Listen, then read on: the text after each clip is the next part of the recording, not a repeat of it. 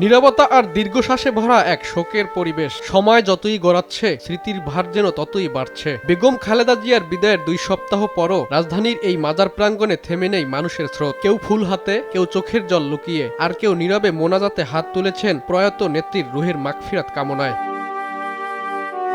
দলমত নির্বিশেষে নানা বয়সের মানুষ এখানে আসছেন। কেউ এসেছেন দূর জেলা থেকে, কেউ বা দীর্ঘ সময় দাঁড়িয়ে নীরবে শ্রদ্ধা জানাচ্ছেন। অনেকের কণ্ঠে একটাই কথা, রাজনীতির বাইরেও তিনি ছিলেন একজন সংগ্রামী নারী, যিনি দীর্ঘ সময় ধরে দেশের রাজনীতিতে গুরুত্বপূর্ণ ভূমিকা রেখে গেছেন। আমরা চাইবো আগামীতে একটা সুন্দর ভবিষ্যৎ হবে। খালেদা জিয়ার আদর্শ মেনে নিয়ে আমরা আমাদের দেশটাকে গড়ার জন্য সর্বোচ্চ চেষ্টা করব।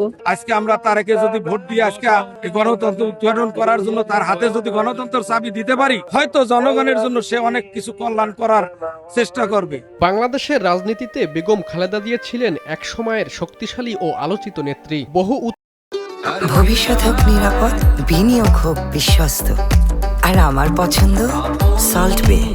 ওয়েলকাম টু সল্ট বে।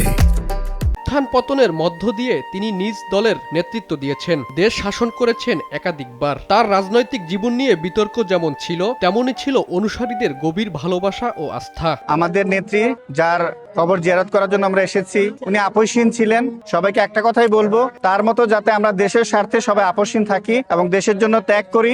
এবং বর্তমানে আমাদের যিনি বিএনপির চেয়ারপারসন জনাব তারেক রহমান, তার হাতকে শক্তিশালী করি। আমরা আমাদের প্রিয় নেত্রীকে ওনার কবরে শ্রদ্ধা জানানোর জন্য, ওনার রুহের মাগফিরাত কামনা করে আমরা ওনাকে জন্য আল্লাহ বেয়ারতে সর্বস্থান নসিব করেন। এবং ওনাকে এবং শহীদ রাষ্ট্রপতি জিয়া রহমান এখানে শোয়া আছে। ওনারা আসলে দলের নেতা নয়, দলের নেত্রী নয়, ওনারা সারা বাংলাদেশের গণতন্ত্র নেত্রী, গণতন্ত্রের পথপ্রদর্শক। প্রতিদিনই মাজার এলাকায় বাড়তি নিরাপত্তা ও শৃঙ্খলার মধ্যে দিয়ে চলছে শ্রদ্ধা নিবেদন। সকাল থেকে রাত পর্যন্ত থেমে থেমে আসছেন মানুষ। দোয়া, কান্না আর স্মৃতিচারণ সব মিলিয়ে এই জায়গাটি এখন শোকের প্রতীক। আতিয়ার রহমান, দেশ টিভি, ঢাকা।